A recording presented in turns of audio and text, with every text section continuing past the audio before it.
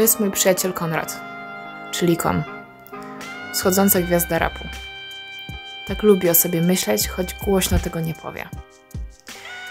Ja robię mu klipy. Śpiewam też czasem trochę. Kilka miesięcy temu, podczas remontu w kamienicy, gdzie mieszka Kon, znaleziono przedwojenne zdjęcie żydowskiej rodziny. Mega go to ruszyło. Koniecznie chciał się czegoś o tych ludziach dowiedzieć. Zaczął odkrywać żydowską historię Końskich, no i w końcu rapować o zagładzie. I groby ich przodków też się nie ostały, bo uznał ktoś, że to budulec doskonały. I jeszcze by dopełnić czynu upodlenia, zmusił synów do grobów ojców swych burzenia. Dla mnie na początku był to dziwny pomysł i miałam do tego dystans. Postanowiłam wtedy, że zrobię dokument o Konie. Potem sama się wkręciłam w te tematy. O osobach ze zdjęcia co prawda nie udało nam się niczego dowiedzieć, ale za to trafiliśmy na wspomnienia Haliny, żydowskiej dziewczyny z Końskich. Bardzo poruszające. Potem były kolejne historie. Opowieść Leny Chojnowskiej, która przeżyła zagładę jako mała dziewczynka. I wspomnienia pana Piotra, w którego domu na wsi ukrywały się 3 Żydówki. Teraz chcielibyśmy zrobić coś właśnie o tych ludziach, którzy ukrywali, pomagali, choć groziły im za to straszne kary. Nawet śmierć. Oglądałem mapę, na której widać, gdzie Polacy pomagali Żydom w Polsce. Na pierwszy rzut oka sporo. No, wiesz w ogóle, że w Izraelu dają medal za ratowanie Żydów podczas wojny i na 28 000 osób 1/4 to Polacy. A na pewno są jeszcze tacy, o których nic nie wiadomo. No ta, ale też pamiętaj, że żyło tu ponad 3 miliony Żydów przed wojną, więc było kogo ratować. A tylko 10% z nich przeżyło. I to głównie na wschodzie, w ZSRR, poza terenami okupowanymi przez nazistów, nie? A widziałeś procenty uratowanych w Danii czy w Norwegii? 95%, 60%. No. No ale przecież wiesz, że to były inne realia. Po pierwsze, była tam mniejsza społeczność żydowska, a po drugie nie było takich kar za ratowanie Żydów. Nie zabijano za to całych rodzin.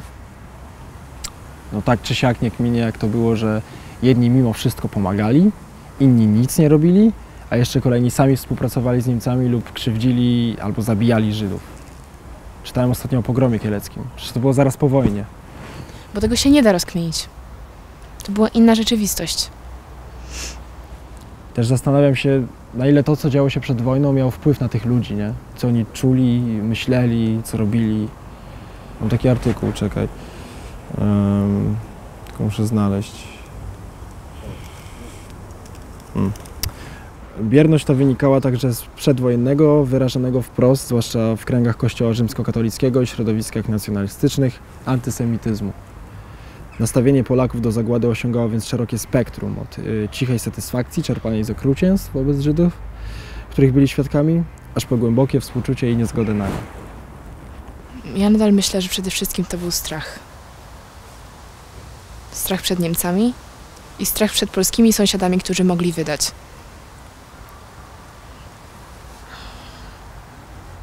Nie każdy się rodzi bohaterem, Kon. No, lub super bohaterem.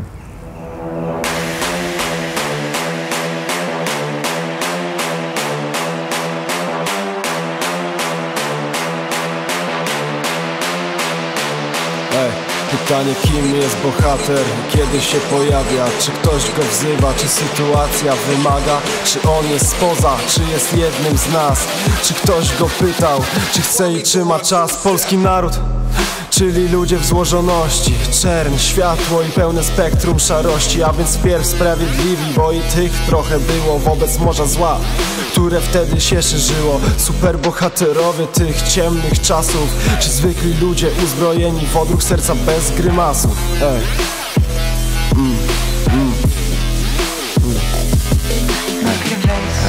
Najpierw wejdź, ogrzej się, teraz wejdź, rozdziel się. Później zastanowimy się, później to chyba jednak lepiej nie. poczekaj. Nie da się. Nie da się. Córki Olga i Maria, matka Karolina, no a w progu staje Zawadzka Halina. Wpuściły ją od razu, odruch serca to zdrop, lecz po nocach płakały i włosy rwały z głowy. Decyzja właściwa, ale pełna ryzyka. Ciężarem i trwogą zegar ciężko tyka.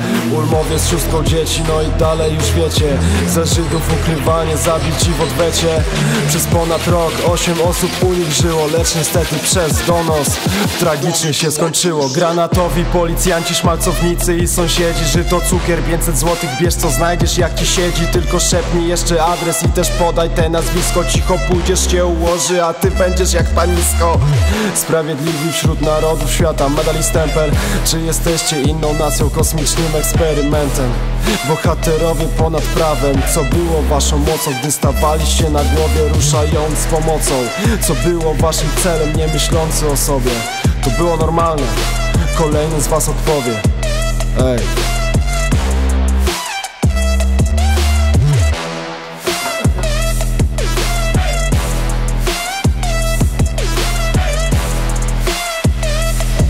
No przecież mega jest.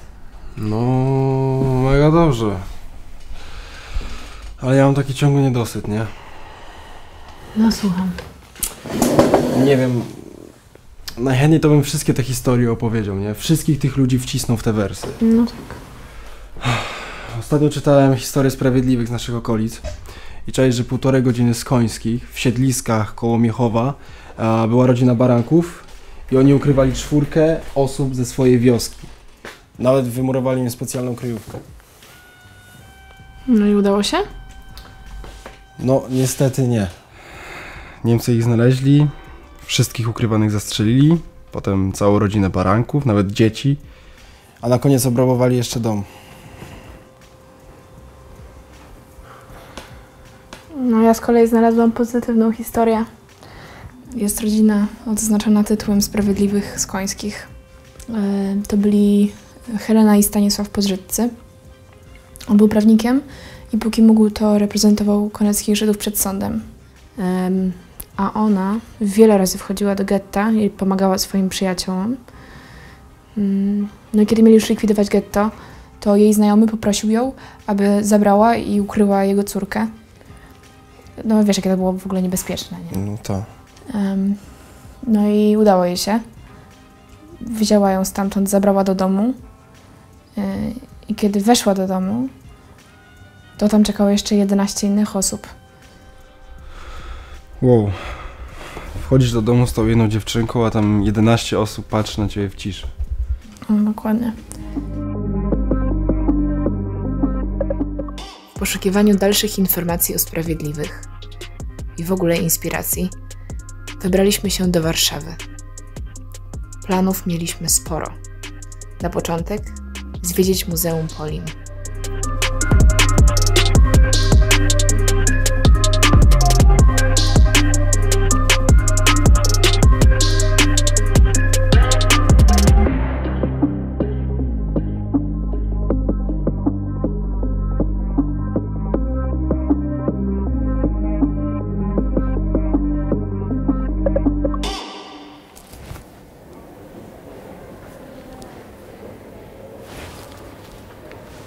Ej, Kon! Co? Może pójdziemy do tego centrum informacyjnego? Może będą mieli jakieś informacje o Halinie albo o tej rodzinie, która ją uratowała? No, w sumie to może zapytasz. No dawaj, idziemy razem. No dobra.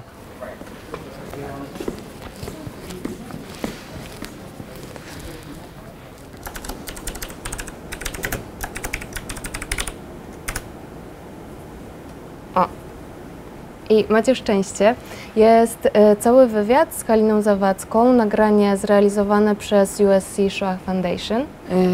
A jest możliwe, żeby to zobaczyć? Oczywiście, możecie sobie to tutaj spokojnie pooglądać, już po to tutaj jesteśmy, także proszę bardzo. Super, dziękujemy bardzo. Dzięki. To było wzruszające. Zobaczyć na ekranie Halinę, której wspomnienia czytaliśmy tyle razy, o której nagraliśmy rapy. zwłaszcza opowieść o pierwszym spotkaniu z osobami, które uratowały jej życie. I knocked the door of unknown people, and the door was open, and I saw a room, a bright light room. I can see the picture right now, with electric lamp, with snow white linen, with pictures on the wall, with carpet on the floor, a quiet room. A nice-looking older woman and nice-looking younger woman. Was such a safe place. Till the outbreak of war, I didn't see such a rooms. I didn't see such a people. Halina posługiwała się polskimi fałszywymi dokumentami. Mówiła po polsku, bez cienia akcentu, więc mogła uchodzić za Polkę.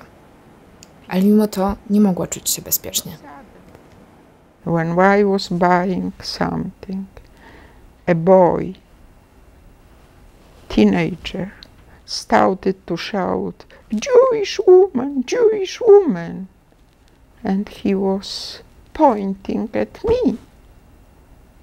At that time, I knew that if I am taken, Karolina Słowik and Olga Słowik are going with me. This was not only me dying, but there was also them dying with me.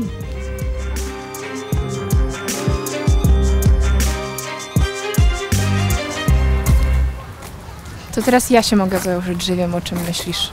Wie, że nie ma co się zakładać. Powinniśmy to nagrać na świeżo, do filmu. Nie, proszę. Zresztą dosyć tego nagrywania, dobra? Okay.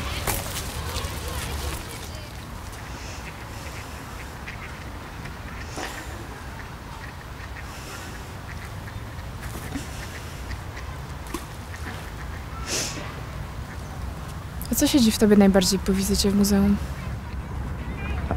No, dużo tego. Ale co najbardziej to chyba to, że po tym wszystkim, co przeszła Halina podczas wojny, po całym tym koszmarze i tak ją dopadł antysemityzm. I musiała wyjechać z Polski, no. Rozwala mnie to. No, mnie też.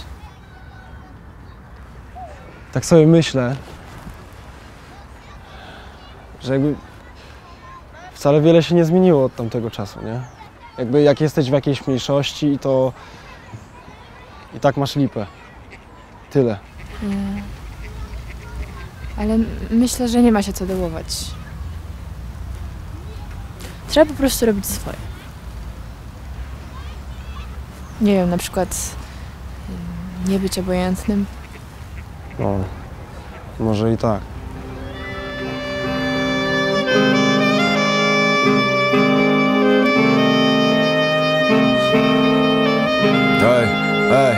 Ej, 36 sprawiedliwych dźwiga ten świat. W Talmudzie zapisane jest dokładnie tak. Bohaterów na Netflixie mamy dziś sporo, ale jest też historia, jest świat wokoło. To są ludzkie koleje i to jest pogmatwane. A jak znaleźć w tym sens, to już twoje zadanie. Czy wiesz, co to jest? Strefa komfortu, proszę wyjść z tej bańki. No i nie siedź w środku, tam jest ciasno i brakuje powietrza. Odważny krok ku inności to jest rzecz konieczna. Bo czy jest jakiś sens w tej wojennej historii? Działy się straszne rzeczy, więc poczuj się wolny. Od czego? Od złudzeń, że jakoś to będzie. Do czego? By być sobą zawsze i wszędzie. Od czego? Od złudzeń, że jakoś to będzie. Do czego? By być sobą zawsze i wszędzie.